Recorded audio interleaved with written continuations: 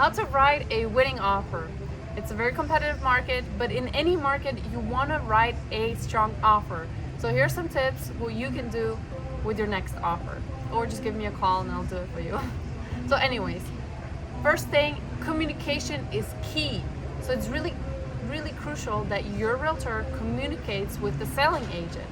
And you guys should find out the motivation of the seller, should find out what the seller is looking for in an offer, if they need extra time to move out, if they have current offers on the property. The more you find out, the better, and it might help you write a more stronger offer. Another thing is your EMD, or the earnest money deposit.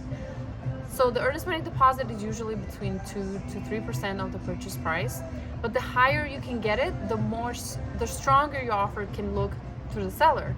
Maybe they have two offers that look exactly the same, and if you're offering double the deposit or even a couple of $1,000s over, you look like a more serious buyer to the seller.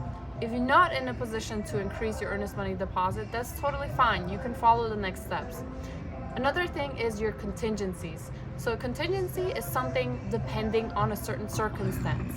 There's different contingencies that you put in the contract, but the less contingencies, the better, of course, because you want your offer to look like it's going through and you don't need to sell your property or to get a loan or to do an appraisal.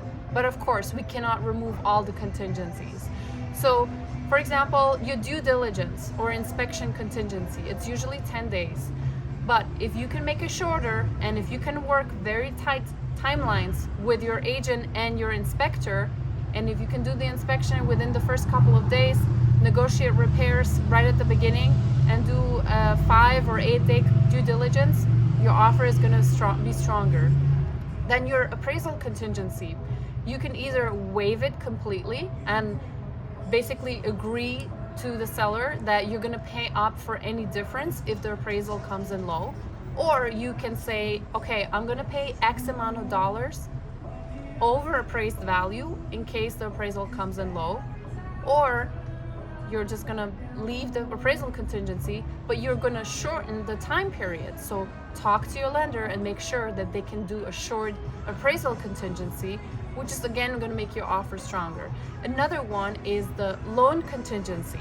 Again, talk to your lender and figure out what's the shortest amount of time they can get a full pre-approval of the loan or have a full underwritten loan, so that way you can make the offer stand out against the crowd and you can have a very short loan contingency.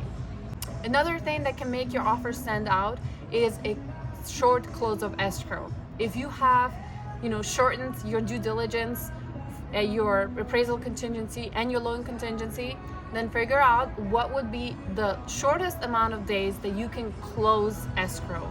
The shorter that is, of course, the better for your chances of getting your offer accepted, because a seller, even if they're not in a rush, but if you have a very short close of escrow, that shows that you're more confident that you can buy the property, and then your seller might pick your offer in comparison to another offer that has a longer close of escrow. Hope this tips helped you guys and you're gonna get your next offer accepted. And if you have any other questions about how you can get that strong and winning offer, give me a call or comment below with any questions and I would love to help you. See you in the next video.